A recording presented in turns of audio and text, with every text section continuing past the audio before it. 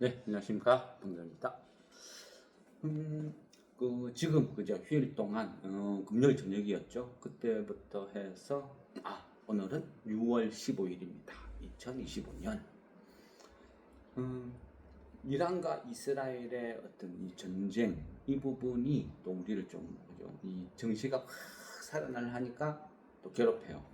근데 이 부분은 단순하게 어떤 분쟁 이벤트가 아니고 좀 학전 조짐이 보이죠. 그래서 조금 신경이 쓰이긴 쓰여요. 과거하고는 조금 흐름이 좀 틀리다는 거죠. 그런 관점에서 봤을 때, 그죠? 조금 이제 해석을 하는 걸 조금 달리 해야 된다 하고 뭐 조금 분쟁이 아니다 이제는 전쟁 이런 개념으로 조금 말씀을 드렸어요. 그러다 보니까 조금 그죠? 뭐 우려, 걱정 이런 것도 있을 것이고 또 과거에 뭐 그랬으니까 지금도 뭐 괜찮지 않을까 뭐 이렇게 뭐 예상하시는 질문도 하고 다 틀리죠. 그죠? 정확하게 몰라요. 실제로는 뭐 어쨌든 이 어떤 사우디한테 밀리는 이란 입장에서는 어쩌든지 그죠? 핵무기를 만들어야 되겠다. 다시 중동에서 어떤 맹주로서의 위험을 되살려면 무조건 핵이 있어야 된다. 그래서 목숨 걸고 필사적으로 핵무기 올인. 거기에 비해서 또 이 이란이 핵무기를 갖고 있으면 이제는 골치 아파져요. 필사적으로 막으려고 하는 이스라엘. 그리고 실제 이스라엘과 이란의 어떤 그죠? 지정학적으로는 거리가 상당히 멀죠. 그러니까 뭐 육군을 투입한다, 해군을 투입한다. 이거는 좀 성격이 안 맞아요. 그러다 보니까 항상 확전으로 가지 않은 배경도 거리가 멀리 있다. 그래서 뭐 서로 뭐 테러 정도로 뭐 끝나는 어떤 그런 부분도 있었고, 그죠? 약간 서로가 국경을 맞대고 있는 게 아니고 거리가 멀다 보니까 완충지대 이런 역할을 했다는 거예요. 항상 싸워주는 건 뭐죠? 그럼 결국은 멀리서 그죠? 뭐 전투기가 날아가든 미사일을 발사하든 한 요 정도. 그런데 이란은 또 공군 전력이 열악하고 오랜 시간 미국의 어떤 견제에 의해서 이스라엘은 또 그죠? 이 아이언돔이라고 하는 방공 시스템이 엄청나게 뛰어나죠. 그러니까 이란이 뭐 미사일 날려봐야 제대로 맞추지도 못할 거 굳이 날릴 이유도 없고 그러다 보니까 학전이 서로가 안 된 이런 부분이 많이 있다는 거예요. 근데 이란은 그죠? 또 지정학적으로 그 호르무즈 해협 이 부분을 관리를 한대죠. 전략화한 대죠. 그래서 만약 분쟁이 일어나고 하면 호르무즈 해협을 봉쇄를 해버려요. 그러면 중동에서 출발하는 많은 유조선들이 움직이지를 못해요. 그러면 국제 유가가 확 급등, 석유 파동이 일어나겠죠. 이런 부분이 이제 국제 경제 이런 것들 여러 가지를 괴롭히게 되는 거예요. 지금 현재로 보면 그죠? 전 세계가 가장 어떤 우려스러운 게 인플레이션이에요. 인플레가 가장 괴롭히는 부분인데 이거를 겨우겨우 누구들이 놨는데 그리고 그 물가를 주저앉히는데 1등 공신이 뭐죠? 트럼프의 저유가 전략 이게 먹혔거든요. 그래서 유가를 떨어뜨리니까 어느 정도의 어떤 인플레이션이 잡히기 시작했는데 근데 저기에서 다시 유가가 들썩하면 좀 심각해지겠죠.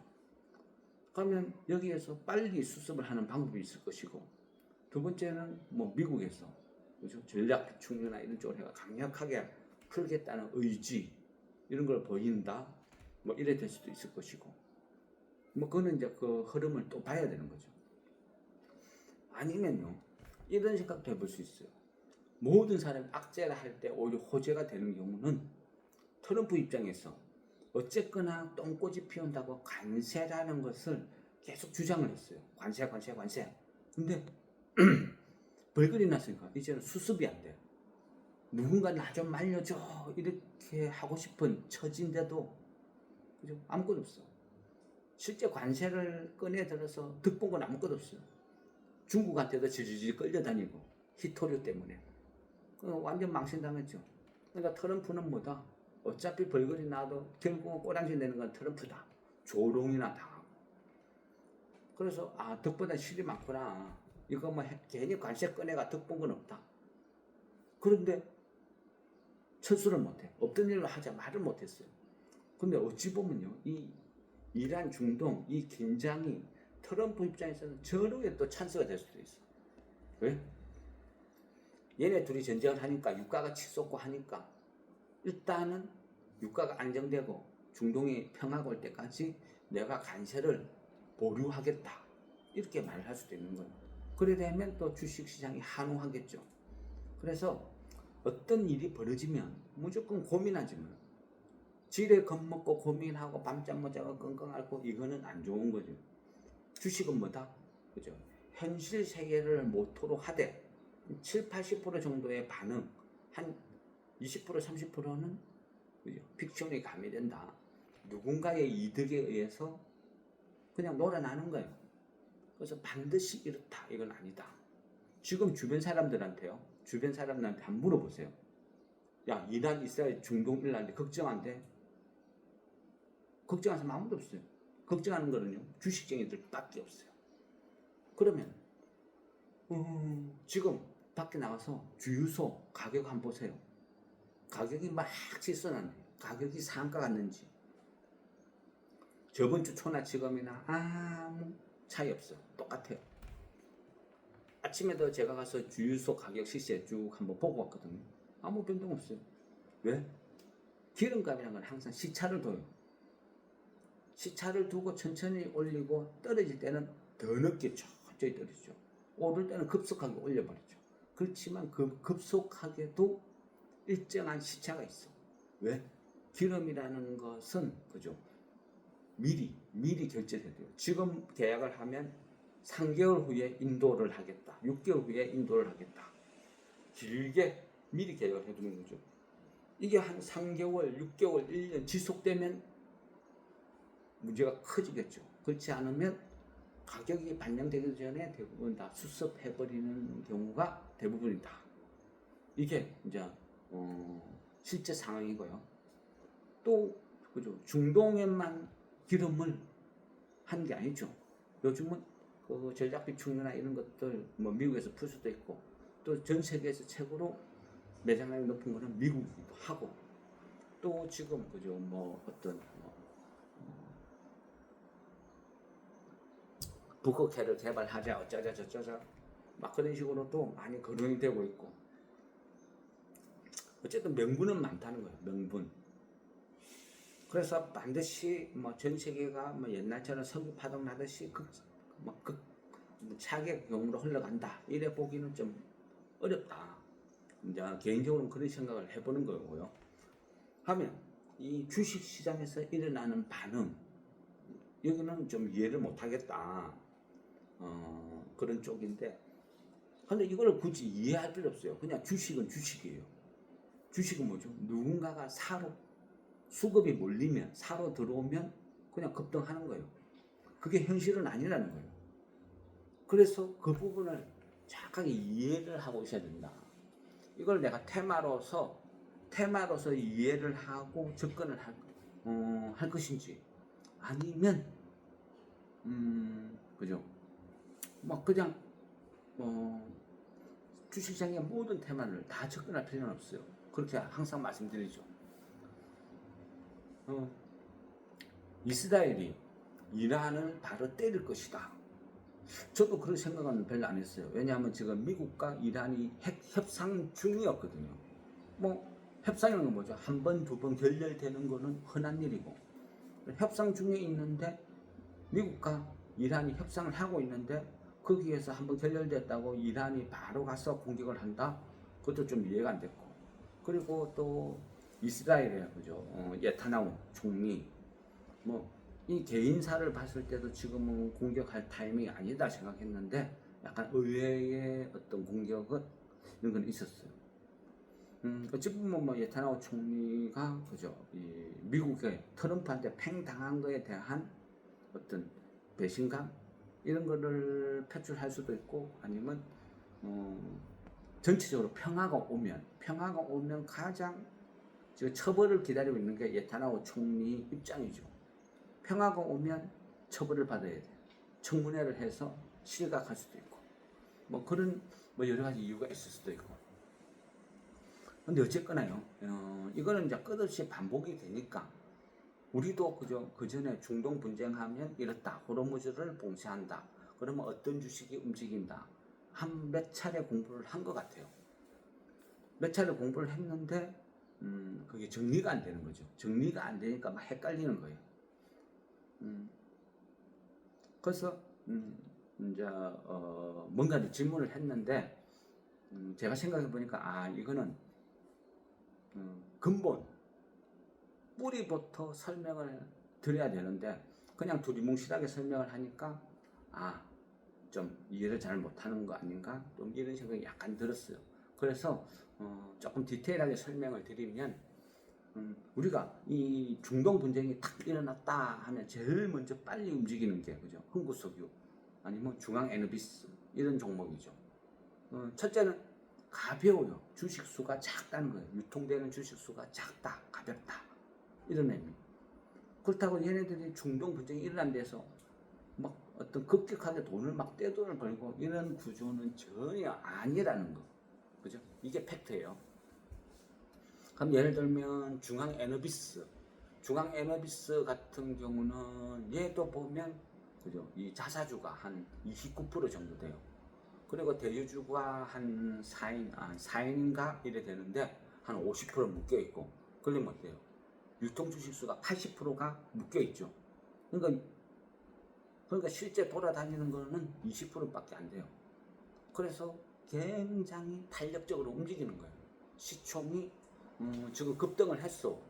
보통 보면 한 1000억도 안 돼요. 근데 지금은 급등을 해서 한 1300억이 넘어가죠. 그러면 이 중앙에너비스 같은 경우는 그 SK죠. SK에너지의 일종의 약간 대리점 성격이에요. SK에너지하고 계약을 맺어가지고 수도권에 한 8개, 수도권에 한 8개 정도의 그냥 주유소를 운영을 해요. 서울 전체로 봤을 때. 수도권이라고 하면 뭐 경기도, 인천이 될 수도 있는데 서울로만 국한시켜도 그 서울에 얼마나 많은 주유소가 있어요. 웬만한 한 동네에도 그죠, 10대 개는 있겠죠. 그런데 그 전체 해봐야 겨우 8개. 그 다음에 그 가스 충전소. 이제, 맞죠? 맞네. LPG 가스 충전소 1개, 주유소 한 8개. 한 그 정도 될 거예요. 그러니까 이 정도로 아주 뭐 운영을 하는, 그냥 어찌 보면 영시하죠. 한 요 정도 업체예요. 그래서 매출액이나 이런 것도 연간 매출액이 한 500억대 요 정도밖에 안 돼요. 중앙에너비스는. 그리고 뭐 겨우 어쩔 때는 적지 않았다, 어쩔 때는 흑지 않았다. 흑자가 나도 뭐 한 10억이 안 넘어가는 뭐 그 정도 수준? 딱 그 정도예요. 그러니까 실상은 그렇다. 막 여기서 막 석유 파동이 일어나서 어쩌고저쩌고 난리가 나도 실제 얘네들이 돈 버는 거는 한 1억, 2억 그 정도 수준. 특별 이익 해봐야. 근데 1000억짜리가 상가 한번 가면 300억이 올라가죠. 결국 뭐다? 그냥 개인들의 도박이다. 이래 볼 수 있죠. 그러면 중앙에너비스보다 더 탄력 좋은 게 이제 흥구석유죠. 흥구석유 같은 경우 얘도 유통 주식 수가 되게 작아요. 그러면 한 50 몇 프로가 묶여 있어요. 얘도. 자사주는 작아요. 한 3%? 그 정도 수준. 하고 대주주가 뭐 이쪽 해서 뭐 한 5명, 6명. 그래서 전체적으로 봤을 때는 한 50 몇 프로가 묶여 있다. 흥구석유도. 근데 흥구석유 같은 경우는 중앙에너지는 그 SK에너지라고 그랬죠. 흥구석유는 그 LG 칼텍스하고 계약을 맺어서 기름을 파는 거죠. 도매, 소매업을 해요. 흥구석유 같은 경우는 대구, 경북 이쪽만 관리를 해요. 근데 대구, 경북 이쪽 하니까 다 대구, 경북을 다 먹느냐? 그것도 아니고 실제 보면 대구, 경북에서 경북 지역에서 지역 매출로 따지보면 한 10% 조금 넘어가는 수준. 그 정도예요. 그러니까 뭐 매출액으로 따지보면 한 1,000억 좀 넘어가요. 그러니까 중앙 에너비스 한 2배 정도 되겠죠. 그렇다고 얘네도 이익이 엄청난 거 아니에요. 얘도 이익이 한 10억이 안 돼요. 뭐 주유업이라는 게 그런 거예요. 혼자 독점이 아니고 그 주변 지역하고 끝없는 경쟁을 펼치죠. 경쟁을 펼치니까 마진을 해봐야 막 이런 더 먹냐 작게 먹냐 그 싸움이거든요. 그래서 뭐 뭔가 어마어마하다 그렇지는 않다. 근데 이제 흥구는 대구 경북 이쪽 관리를 한다. 그리고 뭐 LG 카텍스다.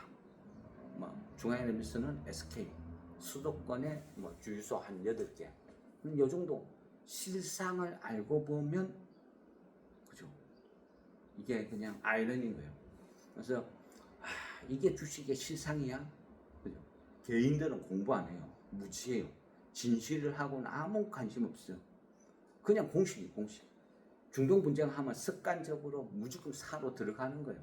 그게 몰리니까 상가를 가는 거예요. 그럼 어떻게 돼? 누군가는 결국 물린다는 이야기죠. 그죠? 누군가는 결국 물린다. 왜? 얘네들은 엄청난 돈을 버는 사업이 아니다. 먼저 사나운 기름 다 팔고 나면 그냥 끝이다. 근데 그 기름이 수천억을 사놓은 게 아니다.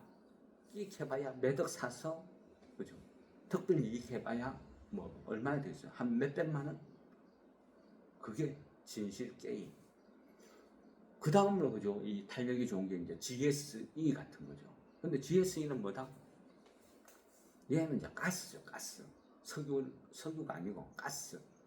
한국가스공사에서 공급받았어. 판매를 하는 거예요. 근데 얘가 판매를 할 때는 GSE 같은 경우는 저 지리산 근처 있죠. 지리산 근처. 경북 뭐 산천, 합천, 뭐 거창, 하동, 뭐 함양, 사천, 뭐 진주, 하여튼 그 일대 이쪽에서 가스를 판매하는 업을 해요. GSE는. 얘도 시가총액이 시총이 한 1,000억 정도? 이거 가볍죠. 그러니까 이렇게 반응을 일으키는 거예요. 도시가스를 하다 보니까 그 어떤 주유소 기름보다는 마진이 훨씬 좋아요. 뭐 그 정도지. 근데 뭐 어떤 중동 그죠? 여기서 서로가 치고받고 폭격을 하면 유전 시설이 파괴되면 뭐 가스나 석유나 다 똑같이 타격을 입는 거죠. 어쨌건 뭐 실상은 이렇다. 그죠? 근데 사람들이 막 덤비드는 거예요. 한국 석유는 이야기했죠. 무지한 거라고. 개인들이 무지해서 올라가는 거예요. 한국 석유에 석유 붙어 있으니까 그냥 상가 간 거예요. 베니스 상인하고 똑같다 그랬죠. 그죠? 결국은 뭐냐? 한국 석유는 그냥 아스팔트 판매 이게 거진 주력. 근데 석유 가격 폭등하면 아스팔트 가격도 같이 올라가요. 그럼 한국 석유 입장에서는 오히려 손해 피해를 본다 그랬죠. 그런데 등다리에 등달아서 그냥 상가 가는 거야. 그럼 이거를 상가를 따라잡는 사람은 제 입장에서 이해를 못하죠. 이건 뭐야 이거? 그런데 수급의 힘이에요. 수급의 힘. 팔자와 사자의 힘. 결국은 누가? 무지한 개인들이 다 쓸어 담는 거예요. 그리고 결국은 다 토해내는 거죠. 손해를 보고 팔겠죠. 그게 진실 게임입니다. 순간적으로는 수급에 의해서 바보들이 모여서 더 바보한테 비싸게 퍼넘기는 게임. 결국은 시간이 지나면 또 폭락, 제자리로 돌아가는 끝없는 방법. 이 정도로 생각하면 됩니다. 그럼 예를 들어서 이 주식이 바닥에서 놀고 있다. 바닥에서 놀고 있으면 지금 중동이 전쟁이 일어날 것 같다. 미리 사주든지, 그죠? 아니면 손을 안 대든지. 근데 이거를 추격 매수한다. 이거는 자살행위. 맞죠? 그렇다는 거. 뭐 비슷하게 하면 그죠. 대성에너지도 뭐 있고, 대성에너지보다는 또 대성산업이 또 탄력은 훨씬 좀 떨어지고, 뭐 따지고 보면 한 몇 개 석유업을 하는 업종들은 몇 개들이 쭉 있죠. 그리고 일반인들이 잘 모르는 업종으로 보면 이제 굳이 이쪽 분야를 설명을 드렸으니까 뭐 상식선에서 알고 있으면 좋다 싶으면 그 리드코프 같은 경우 우리는 그죠. 전부 그거 사치 아니야? 돈 빌려주고 이자 받는 데 아니야? 리드코프? 좀 그래 생각하죠. 근데 리드코프도 실제 회사의 어떤 그 탄생이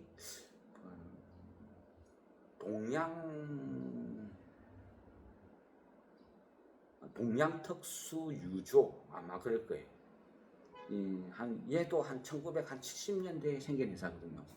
그래 동양특수유종가 이랬는데 얘가 나중에 인수되면서 리드코프로 바뀌었고, 근데 지금도 석유 관련 업종 이제 매출 비중으로 봤을 때 석유 관련 업이 한 매출의 한 60%, 그 다음에 우리 뭐 어떤 그 금융 그러니까 사채 같은 이게 한 그진 40%좀 못 되는 이런 구조로 가고 있을 거예요 아마. 그리고 저 리드코프 같은 경우는 뭐 어디죠? 한 군데 그 S-오일, 그러니까 S-오일하고 교류를 하는 거예요. 그래서 대충 이런 식으로 형성이 된다. 뭐 그 정도만 알고 있어도 될 것 같아요. 그래서 진실은 이렇다. 진실은 이런데 주식은 이런 식으로 반응이 나는데 이거는 실상을 따지고 보면 뭐 바보들의 행진 이럴 수도 있다. 그러면 어떻게 해요? 무지한 바보들이 모여서 더 비싸게 퍼는 게 게임을 하는데 거기서 내가 참여를 하는 게 맞는지, 아니면 어휴 그냥 너네들끼리 놀아라 하고 외면하는 게 맞는지, 그건 각자 판단하는 거예요.